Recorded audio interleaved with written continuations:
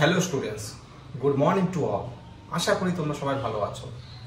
গতকাল আমি Indian polity লক্ষ্মীকান্তের প্রথম চ্যাপ্টার হিস্ট্রিক্যাল ব্যাকগ্রাউন্ড নিয়ে কিছু বলেছিলাম। তোমরা যারা ভিডিওটা দেখোনি, আমার চ্যানেলে দেওয়া আছে এবং ফেসবুকেও দেওয়া আছে, দেখে নিও। আমি পরপর chapter by chapter, page by page পড়াবো এবং কোনো কিছু মিস করলে কিন্তু কানেক্ট করতে পারবে না। তো আজকে আমি বলেছিলাম গতকালের ক্লাসে যে রুলকে দুটো ভাগে ভাগ করা হয়, একটা কোম্পানি রুল এবং একটা ক্রাউন রুল। আজকে আমি কোম্পানি রুল যে কটা ছিল তার মধ্যে রেগুলেটিং অ্যাক্ট অফ 1773 নিয়ে আলোচনা করব। তো তোমরা দেখতে পাচ্ছ রেগুলেটিং অ্যাক্ট 1773, 1773 সালের রেগুলেটিং অ্যাক্ট। এর মধ্যে কি কি ফিচার্স ছিল, প্রিন্সিপালসগুলো কি কি ছিল এবং বিশেষ বিশেষ কোন জায়গাগুলো থেকে কোশ্চেন আসে সেগুলো তোমাদের সামনে আজকে তুলে ধরবো। দেখো, প্রথমে আমরা দেখব রেগুলেটিং অ্যাক্ট 1773 সালে একটা, যেটা রেগুলেটিং অ্যাক্ট নামে পরিচিত। সেখানে সেই অ্যাক্টটা এমন একটা অ্যাক্ট যেখানে প্রথম কোনো পদক্ষেপ ব্রিটিশ গভর্নমেন্টের ইস্ট ইন্ডিয়া কোম্পানি অ্যাফেয়ার্সকে কন্ট্রোল এবং রেগুলেট করা। তার মানে কি, ইন্ডিয়াতে তো আমাদের ট্রেডার্স হিসেবে এসছে ইস্ট ইন্ডিয়া কোম্পানি, তাদের যে ইন্ডিয়ার যে অ্যাফেয়ার্স, তাদের বাণিজ্য, ব্যবসা বাণিজ্য, তাদের যে ইন্ডিয়ানদের সঙ্গে আর্থিক লেনদেন, ওকে, তো এইগুলোর অ্যাফেয়ার্সকে কন্ট্রোল তো আর রেগুলেট করতে হবে, না হলে তারা তো আউট অফ কন্ট্রোল হয়ে গেলে তাদেরকে তারা নিজেদের মতন করে কর্তৃত্ব বজায় রাখবে, যেটা ব্রিটিশ গভর্নমেন্টের কাছে একদম থাকবে না। সো সেইগুলোকে ঠিকঠাক রাখার জন্য রেগুলেট এবং কন্ট্রোল করতে হতো এবং সেই অথরিটি ছিল হচ্ছে ব্রিটিশ গভর্নমেন্ট। সেকেন্ড পয়েন্ট, কোম্পানির political and administrative function first time স্বীকৃতি পায়। কোম্পানি যে পলিটিক্যাল, কোম্পানির উইং ছিল, কি পলিটিক্যাল উইং ছিল, অ্যাডমিনিস্ট্রেটিভ উইং ছিল, এটা ব্রিটিশ গভর্নমেন্ট ফার্স্ট টাইম স্বীকৃতি দেয়। ওকে, যে তোমাদের আমি পলিটিক্যালি এবং অ্যাডমিনিস্ট্রেটিভ ওয়েতে তোমাদের আমি ইন্ডিয়াতে শাসন কার্য পরিচালনার জন্য তোমাদেরকে আমি পাওয়ার দিলাম।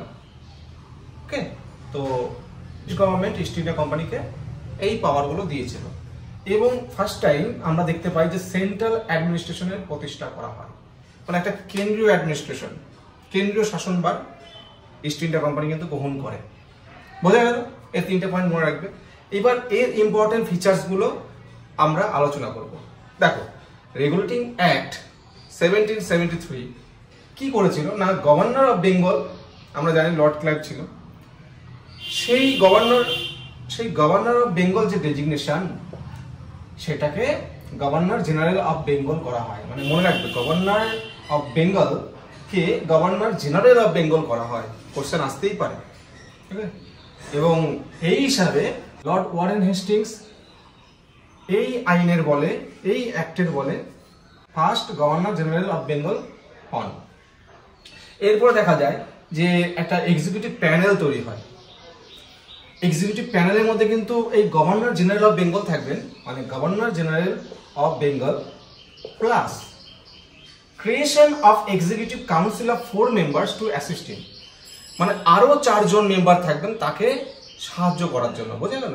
মানে গভর্নর জেনারেল অফ বেঙ্গল থাকবেন মাথায়, তাকে চারপাশ দিয়ে 4 জন সাহায্য করবেন, তারা এক্সিকিউটিভ কাউন্সিলে অবশ্যই পার্ট হবেন, 4 মেম্বার্স। ওকে, তাকে অ্যাসিস্ট করার জন্য বিভিন্ন কাজে।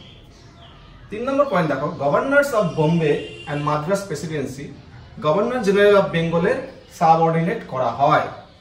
মানে এতদিন কিন্তু 3টে আলাদা আলাদা ছিল।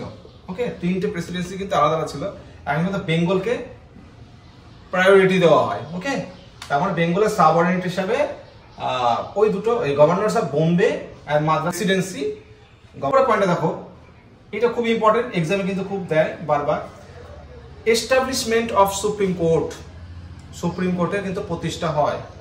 মনে রাখবে, অ্যাক্ট কিন্তু 1773, এরকম মানে দুটো কোশ্চেন আসতে পারে। কোন অ্যাক্টের বলে করা হয়? 1773-এর রেগুলেটিং অ্যাক্টে। কিন্তু যদি বলে কত সালে প্রতিষ্ঠিত হয়, তাহলে 1774।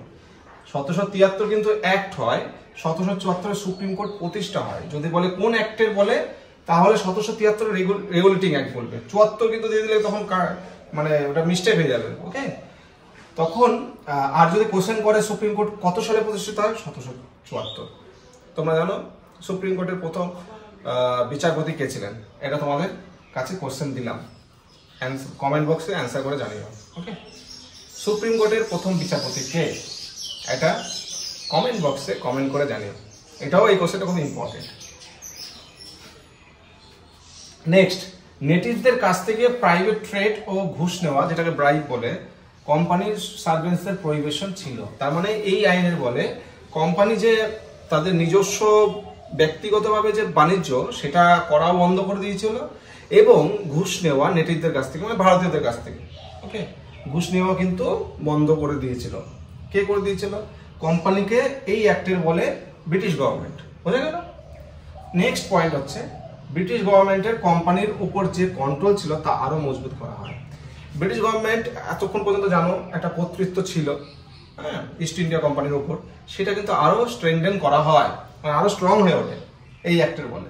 কোর্ট অফ ডিরেক্টরসকে revenue, civil and military affairs in ইন্ডিয়ার বিষয়ে রিপোর্ট করতে বলা হয়। তো court of directors East India কোম্পানির একটা অংশ ছিল। ওকে, সেই অংশটাকে ব্রিটিশ গভর্নমেন্ট কি ডিরেক্ট করেছে না, তোমরা আমাকে রেভিনিউ, সিভিল এবং মিলিটারি অ্যাফেয়ার্স যে ইন্ডিয়াতে রয়েছে এই বিষয়ে তোমরা যে রাজস্ব আদায় করো, সিভিল ম্যাটার্স, মিলিটারি ম্যাটার্স, তোমাদের যে বিষয়বস্তু রয়েছে সেই সম্পর্কে আমাদেরকে রিপোর্ট করতে হবে থ্রু কোর্ট অফ ডিরেক্টরস। আশা করি ভিডিওটা ভালো লাগলো, আর এরপরে পরপর সব অ্যাক্টগুলো আসবে। আর এর আগের ভিডিওগুলো পলিটি, ইন্ডিয়ান পলিটি, আমি ইন্ডিয়ান পলিটি দেখবে ক্লাস 1, ক্লাস 2 এই হিসাবে দেবো, তোমরা সার্চ করে নেবে। হ্যাঁ, তো থ্যাংক ইউ।